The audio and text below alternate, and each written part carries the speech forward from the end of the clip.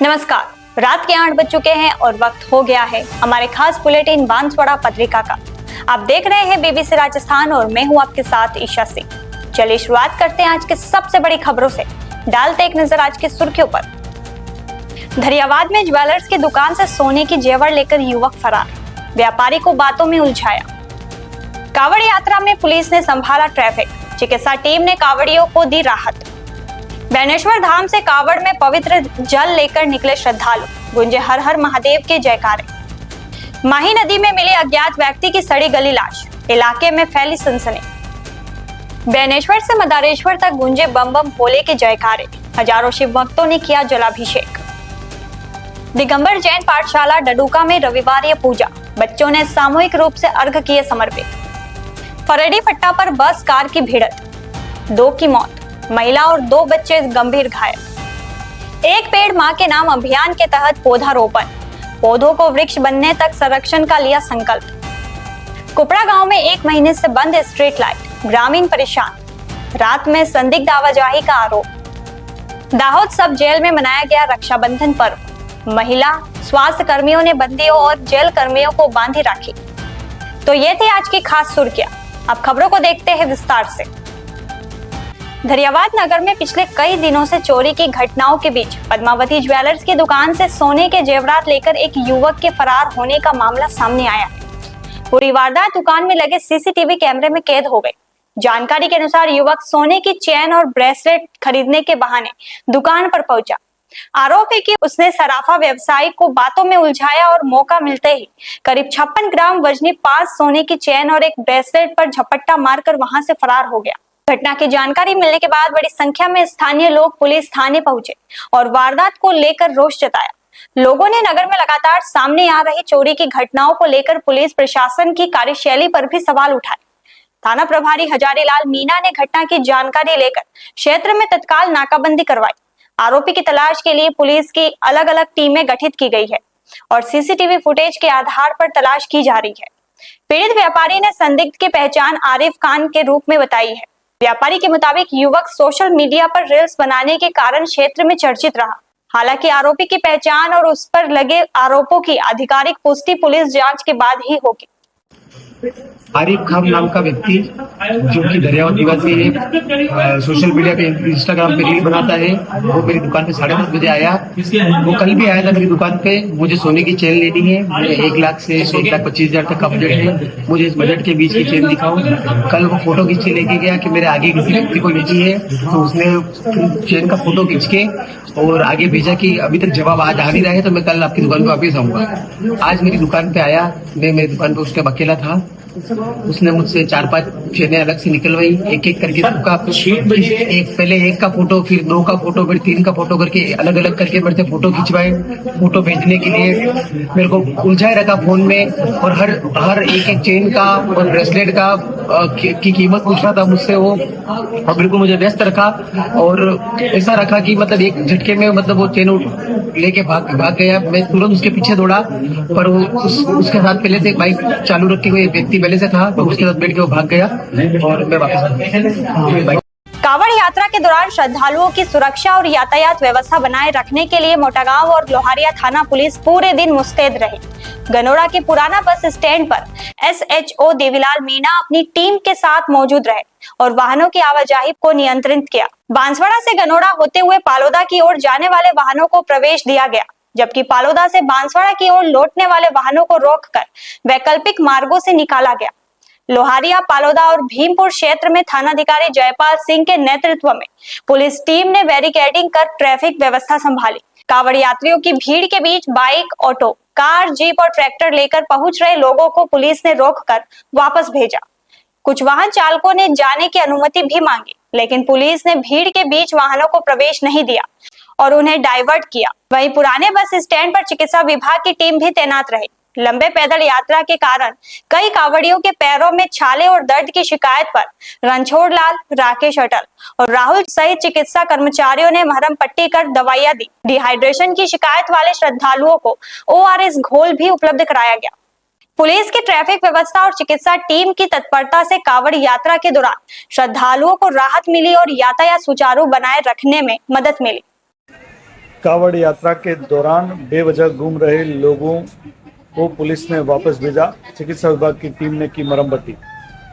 गनोड़ा के पुराना bus stand पर कावड़ यात्रा के दौरान पुलिस को काफ़ी मशक्कत करनी पड़ी।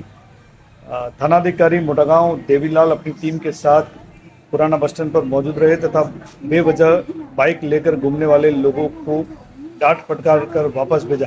कुछ लोग बेवजह भीड़ में घुस रहे थे तथा कावड़ यात्रियों को परेशान कर रहे थे। कोई कार लेकर तो कोई जीप लेकर तो कोई ऑटो लेकर भीड़ के बीच घुसने का प्रयास कर रहा था। ऐसे में पुराना बस स्टैंड पर थानाधिकारी देवीलाल ने मुस्तैदी दिखाते हुए सभी वाहन चालकों को वापस फालूदा की तरफ भेजा तथा रूट को क्लियर किया। इसके अलावा लोहरिया थानाधिकारी जयपाल सिंह भी अपनी टीम के साथ फालूदा, लोहरिया, भीमपुर इन आदि क्षेत्र में मौजूद रहे तथा लोहरिया थाना पुलिस की टीम के द्वारा भी ट्रैफिक व्यवस्था को सुचारू करने में काफ़ी सहयोग किया कावड़ यात्रियों को।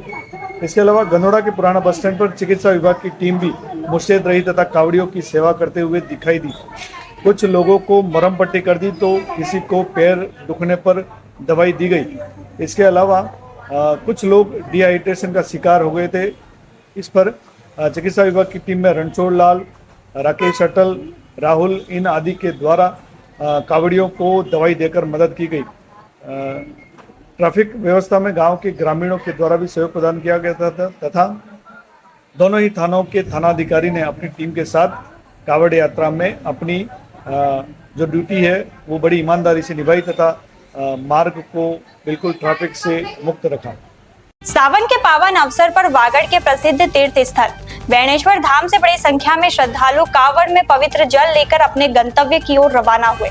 त्रिवेणी संगम पर श्रद्धालुओं ने विधि विधान से पूजा अर्चना की और इसके बाद कावड़ में जल भरकर पैदल यात्रा शुरू की। कावड़ यात्रा के दौरान श्रद्धालुओं में भगवान शिव के प्रति विशेष आस्था और उत्साह देखने को मिला।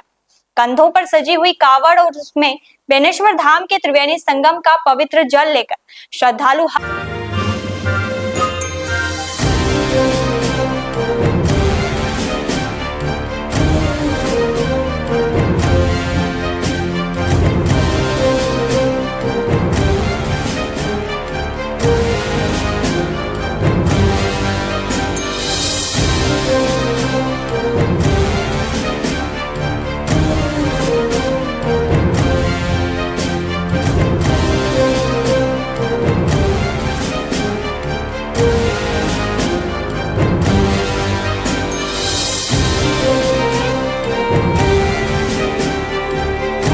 महादेव, बोल बम और जय महाकाल के जयकारे लगाते हुए आगे बढ़ते नजर आए।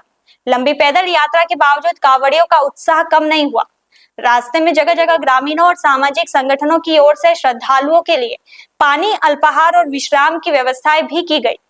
बेणेश्वर धाम से जल लेकर निकले श्रद्धालु भगवान शिव के मंदिरों में पहुंचकर इस पवित्र जल से महादेव का जलाभिषेक करेंगे। कावड़ियों के जत्थों और भगवान शिव के जयकारों से पूरा मार्ग भक्तिमय माहौल बना हुआ है। साबला थाना क्षेत्र के ग्राम पंचायत दौलपुरा के भाटोली गांव के पास माही नदी में रविवार सुबह एक अज्ञात व्यक्ति का सड़ा गला शव तैरता हुआ मिलने से इलाके में सनसनी फैल गई। जानकारी के अनुसार सुबह गणेश लाल मीणा ने नदी में शव तैरता देखा और तत्काल साबला थाना पुलिस को सूचना दी। सूचना मिलते ही सीआई प्रदीप बीटू सिंह और एसआई वल्लभ राम पुलिस जाब्ते के साथ मौके पर पहुंचे। पुलिस ने काफी मशक्कत के बाद शव को नदी से बाहर निकलवाया। पुलिस के अनुसार शव कई दिन पुराना होने के कारण काफी सड़ गल चुका था और चेहरा भी पहचानने की स्थिति में नहीं था। पुलिस ने मृतक की शिनाख्त के प्रयास किए लेकिन पहचान नहीं हो सकी। इसके बाद पिंडावल पीएचसी के चिकित्सक को मौके पर बुलाकर शव का पोस्टमार्टम कराया गया। पोस्टमार्टम के बाद शव ग्राम पंचायत दौलपुरा की सरपंच संगीता देवी को सुपुर्द किया गया। शव की खराब स्थिति और पहचान नहीं होने के कारण पुलिस की मौजूदगी में अंतिम संस्कार कराया गया। एसआई वल्लभ राम के अनुसार मृतक पुरुष है और इसकी उम्र करीब 50 वर्ष बताई जा रही है। फिलहाल पुलिस मामले की जांच के साथ मृतक की पहचान के प्रयास कर रही है। सावन के पावन अवसर पर बांसवाड़ा में शिव भक्ति का अद्भुत नजारा देखने को मिला। वागड़ के प्रसिद्ध तीर्थ बेणेश्वर धाम से हजारों शिव भक्त कावड़ में पवित्र जल लेकर करीब 50 किलोमीटर का पैदल सफर तय करते हुए गुफा में विराजमान मदारेश्वर महादेव मंदिर पहुंचे। तीन नदियों के संगम बेनेश्वर धाम से कांवड़ियों ने देर रात से अपनी यात्रा शुरू की। कंधों पर सजे कावड़ लेकर आगे बढ़ते श्रद्धालु के बम बम भोले, हर हर महादेव और जय महाकाल के जयकारों से पूरा मार्ग भक्तिमय हो गया। मदारेश्वर महादेव मंदिर पहुंचने के बाद कांवड़ियों ने बेनेश्वर से लाए पवित्र जल से भगवान शिव का जलाभिषेक किया और पूजा अर्चना कर सुख समृद्धि की कामना की। मंदिर में दर्शन और जलाभिषेक के लिए श्रद्धालुओं की लंबी कतारें देखने को मिली। कांवड़ियों के स्वागत के लिए रास्ते में जगह जगह समाज सेवियों और विभिन्न संगठनों ने सेवा शिविर लगाए और पुष्प वर्षा की। यात्रा के दौरान सुरक्षा और यातायात व्यवस्था को लेकर पुलिस भी मुस्तैद रही।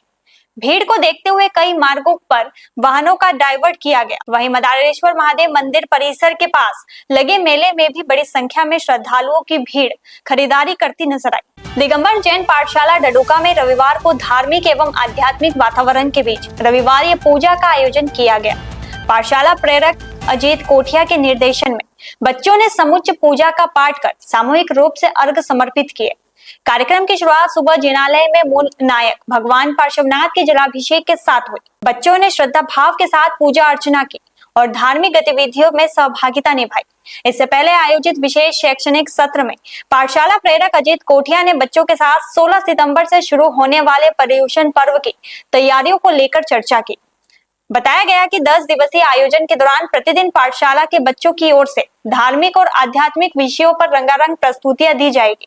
सामूहिक पूजन में संचित जैन, तुभ्यम गांधी, दीक्षिता जैन, सिद्धम जैन, योग्य जैन, रियल जैन, हर्षल शाह, जियाना जैन, चरिया जैन और हियानी शाह सहित बच्चों ने भाग लिया। कार्यक्रम के दौरान बच्चों में धार्मिक संस्कारों और आगामी पर्युषण पर्व को लेकर उत्साह देखने को मिला। कार्यक्रम का संचालन एवं आभार प्रदर्शन पाठशाला प्रेरक अजीत कोठिया ने किया। अरनौद उपखंड के फरेडी फट्टा पर रविवार को निजी बस और कार की आमने सामने भिड़ंत हो गई। हादसे में कार सवार 2 लोगों की मौके पर ही मौत हो गई, जबकि एक महिला और 2 बच्चे गंभीर रूप से घायल हो गए। जानकारी के अनुसार मृतकों में मध्य प्रदेश के जावरा क्षेत्र के रिंगनौर थाने इलाके के बनवाड़ा निवासी सुनील जायसवाल और उनकी सास शामिल है। हादसे में सुनील जायसवाल की पत्नी प्रियम जायसवाल गंभीर रूप से घायल हुई है। कार में सवार एक लड़का और एक लड़की भी गंभीर घायल हुए हैं। हादसे के बाद मौके पर चीख पुकार मच गई। आसपास मौजूद ग्रामीणों ने तत्काल राहत एवं बचाव कार्य शुरू किया और निजी वाहनों की मदद से घायलों को अरनौद चिकित्सालय पहुंचाया।